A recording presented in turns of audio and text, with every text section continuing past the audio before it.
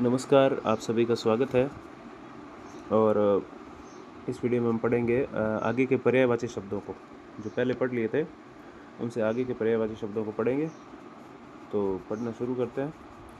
पिछले वीडियो में हमने शायद अधीर तक पढ़े थे, अब उसके आगे पढ़ते हैं। चलिए, आगे एक शब्द है अनंत। अब अनंत के पर्यायवाची शब्द आप देखिए, एक होता है अगणित, उसके बाद अविराम, अविराम, अविराम के बाद असंख्य, अरे संख्य नहीं, असंख्य, असंख्य, और बेशुमार। ये सारे जो अनंत के हैं पर्यायवाची शब्द हैं। तो इनको आप एक बार नोट डाउन कर लें, लिख लें। हम आगे के शब्द और पढ़ते हैं।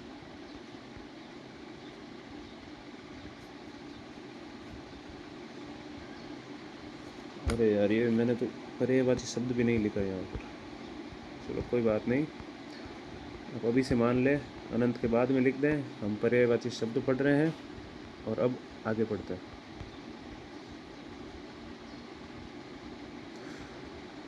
अब अनंत के बाद में आप देखिए एक शब्द और होता है अनजान। अनजान के पर्यायवाची शब्द आप लिखिए। अनजान यानी कि अपरिचित। अपरिचित नाम की एक मूवी आई थी जो हम सब ने देख रखी होगी लगभग। चलो, अज्ञानी, अज्ञानी को भी अनजान कहते हैं। और अगुणज्ञ, जिसको गुणों का ज्ञान ना हो, किसी के पहचान ना हो, अगुणज्ञ भी कहते हैं। अनुभवहीन भी कहते हैं, अनुभवहीन। और इसके अलावा असाक्षर। वैसे एक शब्द एक से ज़्यादा का भी पर्यायवाची हो सकता है, ये आप अपने दिमाग में रखें। ऐसा नहीं है कि सर हमने तो वहाँ पढ़ा था ना आपने यहाँ पढ़ा दिया, ऐसा नहीं है। एक से ज़्यादा का भी पर्यायवाची हो सकता है। और एक इसका ये भी मान सकते हैं शिशुवत। शिशुवत यानी कि शिशु के समान। शिशु होता है बिल्कुल अनजान, भोला भाला, उसके समान है शिशुवत। अनजान के बाद आगे चलते हैं अगले शब्द की ओर।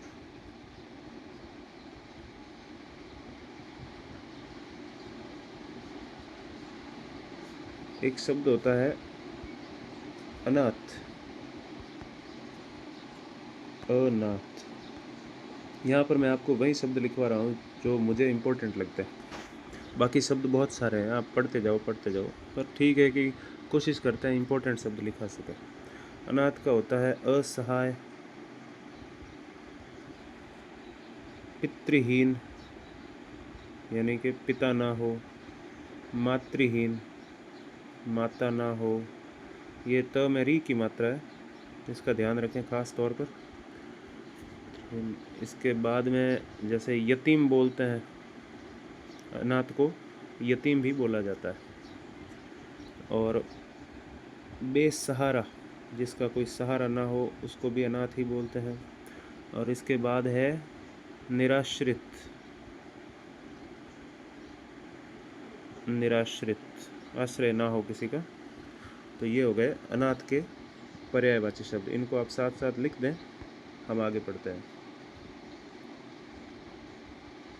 मान लीजिए 3-4 शब्द हो गए होंगे, 10 पढ़ लेते हैं टोटल। अगला शब्द हम पढ़ते हैं अनुग्रह। अनुग्रह। अनुग्रह के पर्यायवाची शब्द होते हैं इनायत, दया, कृपा। ठीक है, इतना काफ़ी है, मेरे ख्याल से इतना काफ़ी है। उसके बाद हम अगला शब्द पढ़ते हैं। अगला शब्द है हमारा अनुचित।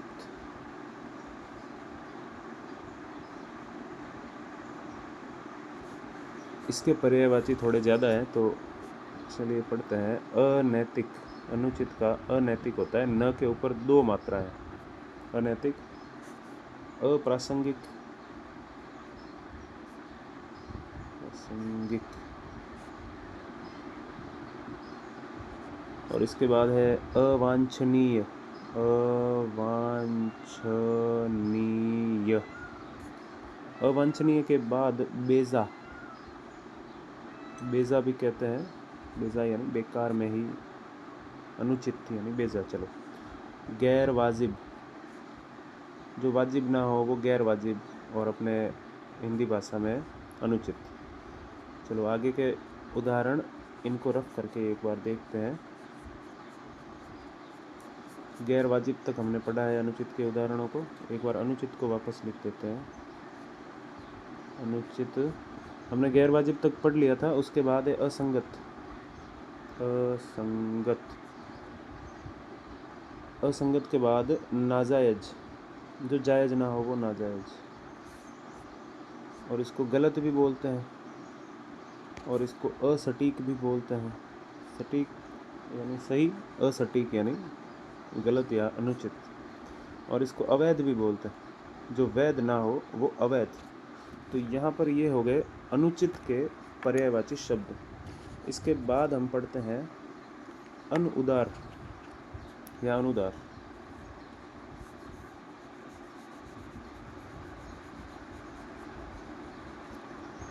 तो अगला शब्द हमारा अनुदार।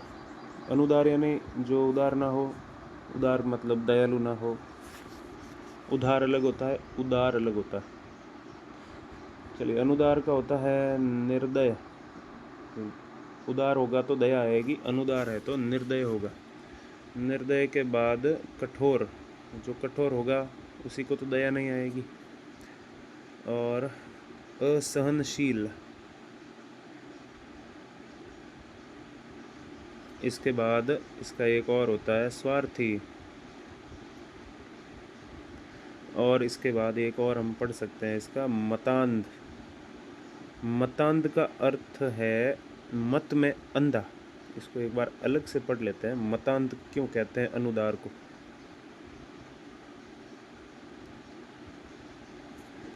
मतांध, मत के लिए अंधा। मत का अर्थ होता है धर्म। मत प्लस अंध। तो संधि के नियम भी हम पढ़ रहे थे, तो त में अ की मात्रा, यहाँ पर भी अ की मात्रा, तो यहाँ पर मतांध हो गया। त में आ की मात्रा लगकर मतांध हो गया। मत का अर्थ होता है धर्म। जो धर्म को लेकर अंधा हो वो मतांध कहा जाता है। तो जो मत को लेकर अंधा है वो मत को लेकर उदार नहीं हो सकता। धर्म को लेकर कट्टर है तो वो उदार नहीं माना जाएगा, इसलिए उसको अनुदार भी कहते हैं। इसके बाद में एक और शब्द है अनुनय। अनुनय, अनुनय मतलब प्रार्थना, विनती, ऐसा मिलता जुलता। चलो, इसका पहला पर्यायवाची शब्द हुआ प्रार्थना, दूसरा हुआ मनुहार। मनुहार अपने मारवाड़ी में मनवार बोलते हैं, वही मनुहार, उसको अनुनय भी कहते हैं। निवेदन, निवेदन के बाद इसको कहें याचना। याचना, आग्रह, अभी कुछ और भी हैं।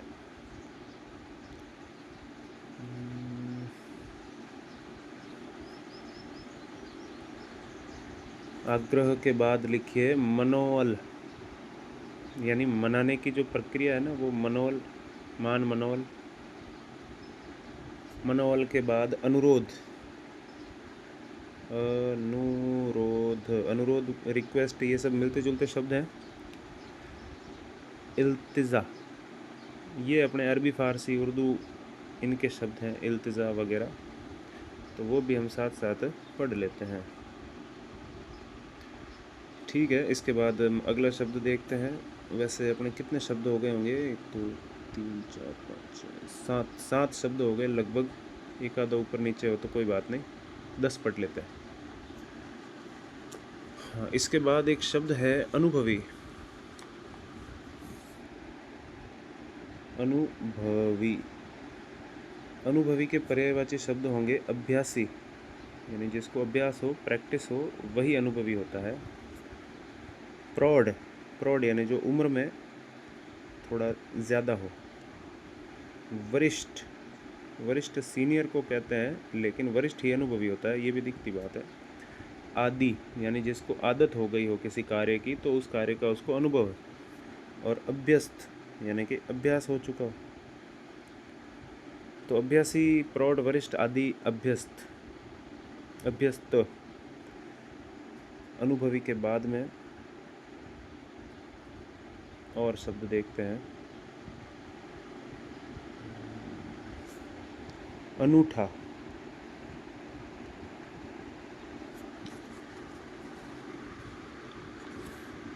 तो अनूठा शब्द के पर्यायवाची शब्दों को देखते हैं एक बार। अभूतपूर्व यानी कि इसके जैसा कोई पहले हुआ ही ना हो, उसको कहते हैं अभूतपूर्व। इसके अलावा इसको विचित्र कहते हैं। देखिए, अभूतपूर्व भी कह सकते हैं, विचित्र भी कह सकते हैं, दोनों सही है। और आश्चर्यजनक यानी जिसको देखकर आश्चर्य हो, आश्चर्यजनक, आश्चर्यजनक लिखा हुआ। और इसके बाद अनोखा, ये सारे अनूठा के पर्यायवाची शब्द हैं। अनोखा लिखा हमने, फिर लिखा निराला, निराला भी इसी का है। और चलो एक दो और हैं, वो अगले पेज पे लिखते हैं।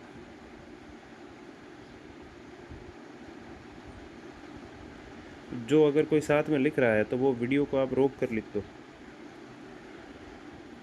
ठीक है। तो एक होता है अनुपम, इसका ही, अनूठा का ही। और एक लास्ट में, अंत में, कुतूहल जनक, जो कौतूहल को पैदा करे, वो कुतूहल जनक, वो अनूठा, विचित्र, अजीब, ऐसा कुछ। इसके बाद एक और शब्द है अपमान। तो अपमान के पर्यायवाची शब्द एक बार देख लेते हैं। ये हमने लिखा अपमान।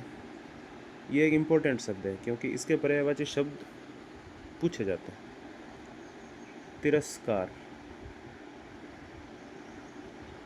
वैसे तो जो इम्पोर्टेंट है मेरे ख्याल से वही लिखा रहा हूँ, पर ये थोड़े ज़्यादा इम्पोर्टेंट। अपमान का होता है तिरस्कार, अनादर, अवमान, अवमान, इसको भी अपमान कहा जाता है। अवज्ञा यानी आज्ञा नहीं मानना, अवज्ञा और आज्ञा नहीं मानने से होता है अपमान। और एक अपने बेइज्जती, ये सबको पता है, बेइज्जती, ये दो बार ज लिखा हुआ है, ठीक है। ज के नीचे ये नुक्ता। चलिए ठीक है। अब अपमान के बाद अगला शब्द हम देखते हैं, अपराध।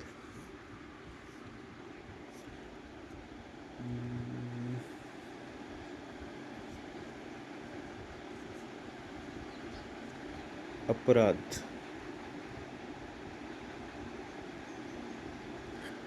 अपराध के पर्यायवाची होते हैं दोष, जुर्म, दुष्कर्म।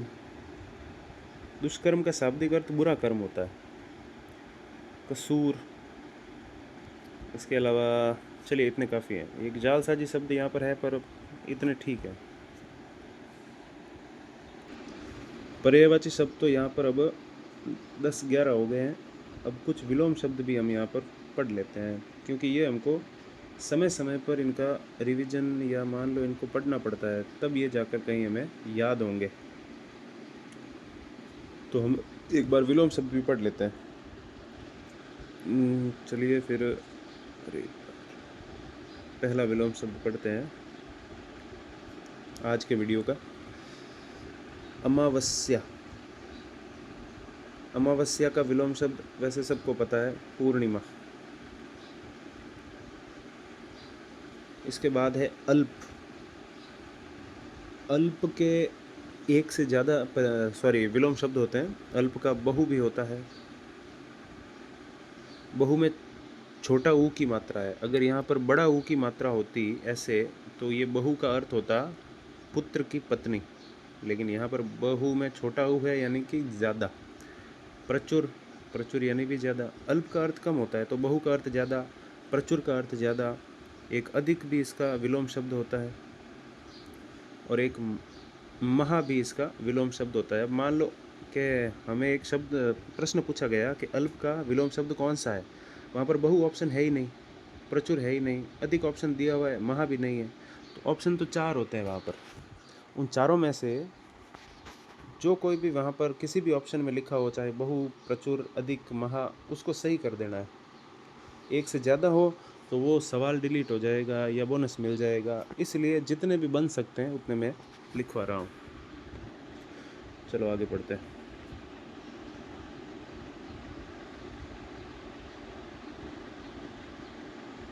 इसके बाद है अल्पज्ञ। अल्पज्ञ यानी कम जानने वाला, जिसको ज्ञान कम हो तो उसका विलोम शब्द होता है बहुज्ञ, या एक ये भी कह सकते हैं कि अनल्पज्ञ। अल्पज्ञ, अनल्पज्ञ। चलिए अगला शब्द पढ़ते हैं। अल्पज्ञ के बाद एक शब्द है अस्त। अस्त एक साधारण सा शब्द है लेकिन इम्पोर्टेंट है। अस्त का उदय, सूर्य अस्त, सूर्य उदय, ठीक है। एक शब्द होता है अवनी।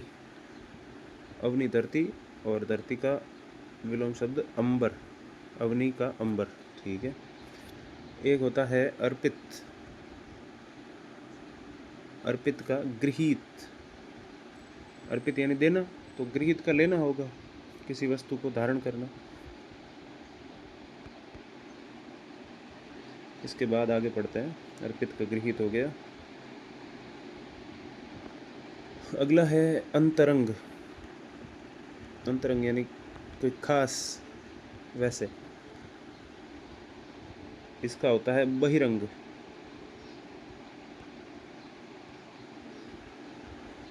इसके बाद अकाल। अकाल भी आप सभी को पता है क्या होता है। अकाल का होता है सुकाल। सु यानी अच्छा, अ यानी बुरा, काल तो सॉरी ये कार लिख दिया मैंने। काल तो काल होता है, लेकिन अच्छा है कि बुरा है वो फिर, जैसे मान लो बारिश नहीं हुई तो अकाल हो गया, और बारिश अच्छी हुई तो सुकाल हो गया। एक शब्द होता है सूखा, ये बिल्कुल अलग शब्द है। सूखा तो बारिश नहीं हुई, अकाल को ही सूखा बोलते हैं, लेकिन सुकाल और सूखा ये अलग अलग शब्द है, तो इनका थोड़ा ध्यान रखें। अब एक शब्द है अकाम।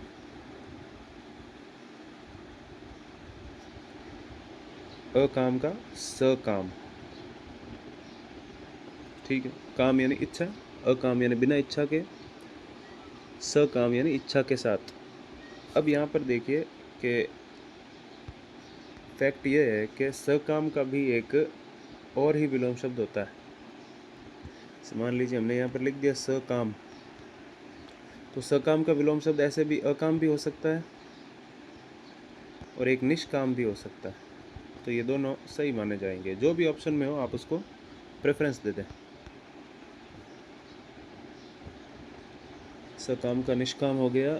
और इसके बाद होता है अभ्यस्त। अभ्यस्त यानी जिसको अभ्यास हो चुका हो, किसी भी कार्य को करने का अभ्यास, प्रैक्टिस हो चुकी हो, उसका उल्टा होता है अनभ्यस्त, जिसको अभ्यास ना हो। एक होता है अवकाश। अवकाश यानी छुट्टी या फिर फुर्सत बोल सकते हैं, रेस्ट।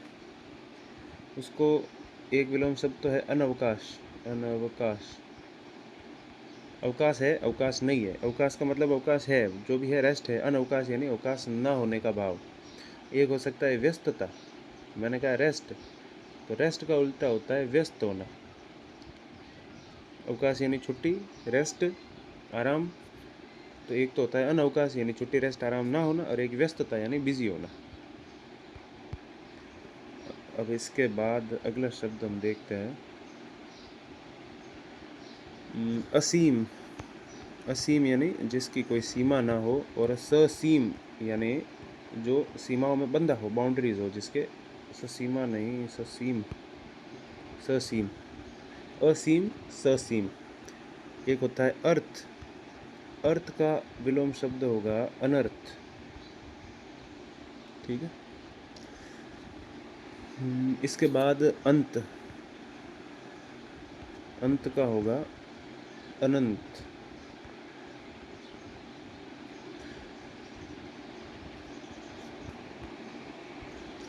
लेकिन अब यहाँ पर एक और बात यह है कि अनंत का शांत भी होता है। ये हमने लिखा अनंत, तो अनंत का तो अंत भी ठीक है, लेकिन शांत भी होता है, क्योंकि अनंत में है अन अंत यानी अंत के बिना, शांत में है स अंत यानी अंत के साथ, तो ये इसका विलोम शब्द, ये भी सही माना जाएगा। अब आगे पढ़ते हैं। अधिकृत, अधिकृत यानी अधिकार दे दिया गया, उसका विलोम शब्द होता है अनधिकृत, यानी अधिकार नहीं दिया गया, अनधिकृत। काफ़ी शब्द हो गए हैं अपने, एक बार देख लेते हैं कितने हुए।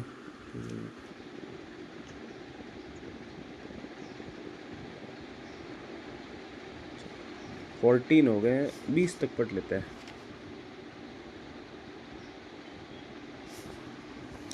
चलिए आगे पढ़ते हैं।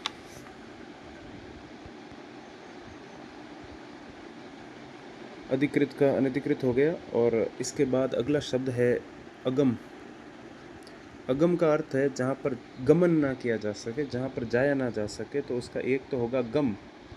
वो उर्दू वाला गम नहीं है कि भाई दुख, वो ये अलग होता है। ये संस्कृत में गम यानी कि जहाँ पर जाया जा सके, या फिर सुगम, या जहाँ पर आसानी से जाया जा सके, दोनों मिलते जुलते ही हैं।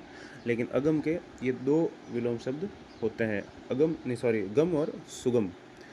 एक होता है अत्यंत, अत्यंत यानी बहुत ज़्यादा, उसका विलोम शब्द होगा अनत्यंत यानी बहुत ज़्यादा नहीं, या कम होना, ऐसा कुछ। इसके बाद है अनुरक्त। अनुरक्त यानी लगा हुआ, किसी चीज़ में लगा हुआ, रमा हुआ, उसका होता है विरक्त, यानी कि किसी चीज़ के प्रति मोह ना हो, विरक्त, अनुरक्त का विरक्त। अब इन सब को बार बार पढ़ें, अगम का गम, अत्यंत का अनत्यंत, अगम का अगम क्या है ये अपने, अनुरक्त का विरक्त, याद हो जाएगा। एक और शब्द है अभिज्ञ। अभिज्ञ का होता है अनभिज्ञ, अभिज्ञ यानी जानकार, अनभिज्ञ यानी जो नहीं जानता हो, या फिर अज्ञ जिसको ज्ञान ना हो। ये अनभिज्ञ नहीं लिखा है, अनभिज्ञ के आगे ये मैंने लाइन खींची है, तो इसको आप ध्यान रखें थोड़ा, अनभिज्ञ और अज्ञ। इसके बाद अगला है, आज का अंतिम है अभिशाप। अभिशाप, अभिशाप का उल्टा होता है, पर्यायवाची होता है वरदान। ठीक है, तो आज पर्यायवाची में हम इतना ही पढ़ेंगे, विलोम शब्द में हम इतना ही पढ़ेंगे। अब एक आपको मैं फैक्ट बताता हूँ कि कई बार हम लोग टीवी सीरियल्स में, जैसे रामायण महाभारत में देखते हैं कि शाप दे देते हैं, तो वो कैसे, जैसे वो जो शाप देता है वो भी यही बोलता है कि मैं तुझे श्राप देता हूँ, लेकिन श्राप शब्द गलत होता है, सही शब्द है शाप, ये सही शब्द है, ध्यान रखें। श्राप बोलना भी गलत है, श्राप लिखना भी गलत है, सही है शाप, कि शाप देता हूँ, या लिखें तब भी ये शलगम वाला यही लिखें। इसको कहते हैं तालव्य श, तालव्य श का प्रयोग करें और शाप शब्द लिखें। चलिए ठीक है, आज के वीडियो में इतना ही। आपका बहुत बहुत धन्यवाद।